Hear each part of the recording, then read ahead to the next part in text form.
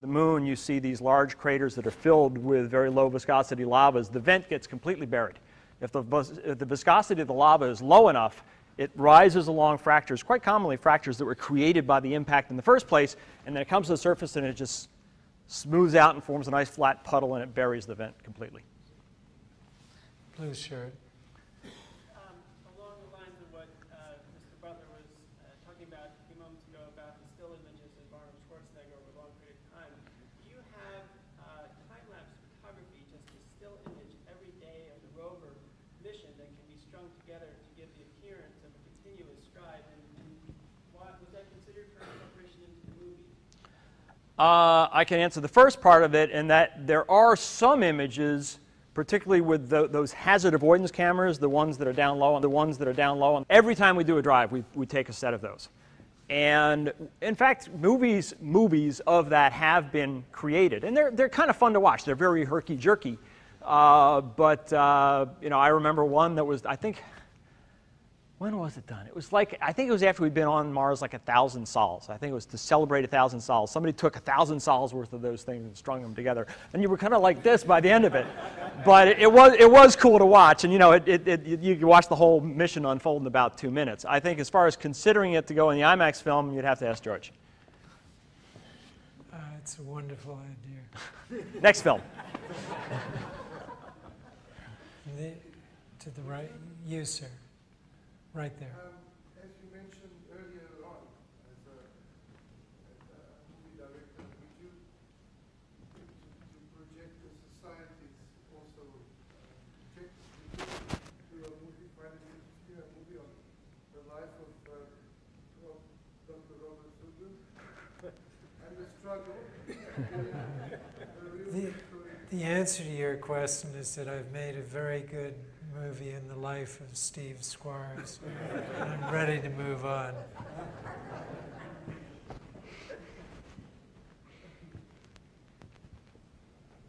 You, sir. My question for both of you. There was a 7-month gap between launch and landing on Mars. What exactly did you guys do? George, start, and then I'll tell you mine. I worked in another movie.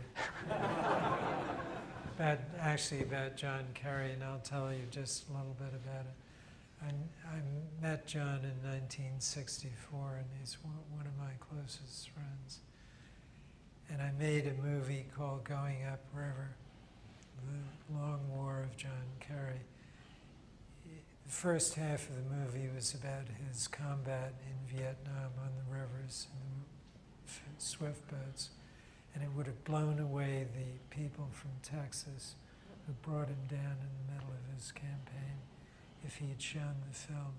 Because I interviewed everyone who was on John's swift boats, and they all said the same thing about the conditions under which he won his medals, which was a major objection to the swift boat people from Texas. And he literally could have won the election if that film had been shown around the country. You just don't get all the breaks when you need them every time. I spent that 7 months with my team earning our Martian driver's licenses. When we launched those rovers, we didn't have a clue how to operate them. Just not a clue. In fact, I got to tell you, a substantial fraction of the software for driving these things had not even been written and tested when we launched them. We launched them with the software for launch, cruise, and landing on board the spacecraft. But 5 months after we launched it, the nice thing about software is you can launch the rocket and then you can launch the software later, and it travels at the speed of light and it catches up with the spacecraft. So we actually didn't get the driving software on board the vehicle until 2 months before landing. We were very, very busy for those 7 months. Madam. What's your plan or prediction, realistic prediction for return and the manned mission? For a sample return and a manned. Wow. What is my predicted date for a sample return and a manned mission? You know, sample return has been 20 years in the future for the last 20 years, so. But I don't want to say 20 years.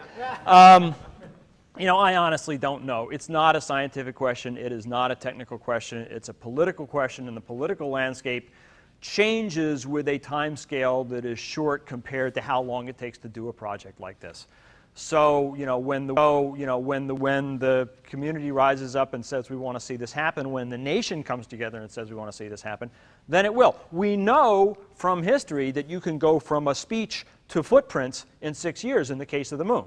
It shouldn't take us 50 years to get to Mars. How long it's really going to take, I'm not even going to try to predict.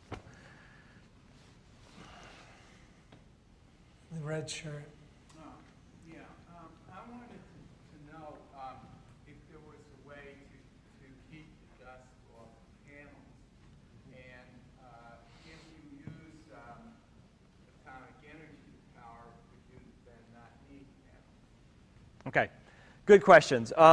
Yeah, the question of how to keep dust off the solar arrays is one that we looked at very extensively as we began designing the rovers. We looked at many possibilities. We looked at windshield wipers. We looked at compressed gas jets that would blow stuff off of it. Somebody even suggested electrostatic levitation. My personal favorite was like clear plastic, like saran wrap on rollers. And then when it gets dirty, you turn the rollers and clean plastic comes across. It's not a bad idea, actually. The problem with every one of those is that they require some heavy, complicated mechanical gadget to do the job. Okay, that windshield wiper would have been bigger than my instrument arm and all the instruments on it. And we were right up against the stops for how much mass we could send. So what we chose to do instead was the simple brute force approach of making the solar arrays bigger than they needed to be. We made these arrays as big as we could possibly make them. When those arrays are totally clean, we have to shut the rover down for an hour and a half or 2 hours every afternoon to let it cool off to keep it from overheating. They put out so much power. And so that simple brute force approach turned out to be one that worked pretty well. If you send a nuclear power source, does that mean that you don't need solar arrays? The answer is it depends. Depends on how powerful your nuclear power source is, depends on how much energy your rover uses, depends on the environmental conditions in which you land, and many other things.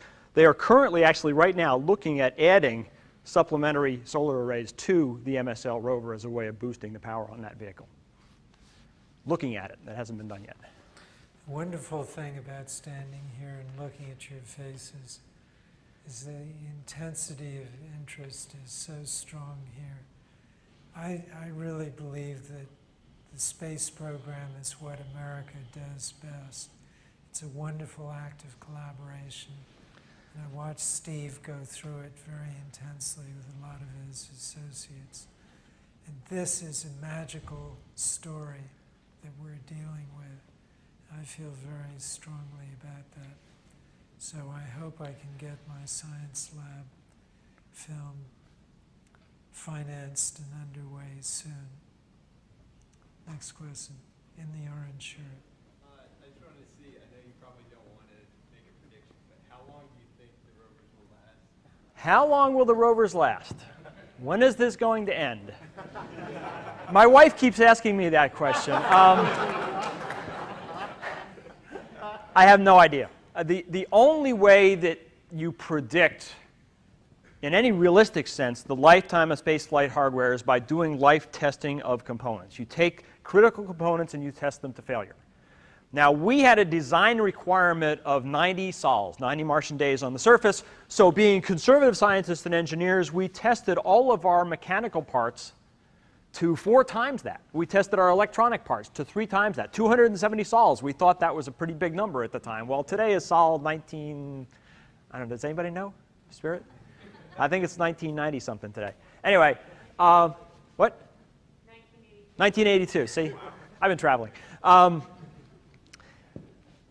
We are doing life testing of components on the surface of Mars now.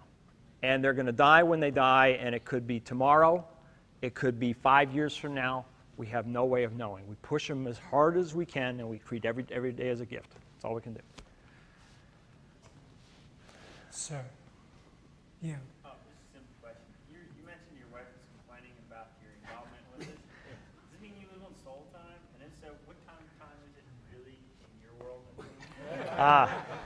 We are fortunately not living on Mars time anymore. We lived on Mars time for about 4 months. The Martian day, as I'm sure most of you know, is 24 hours and 39 minutes long.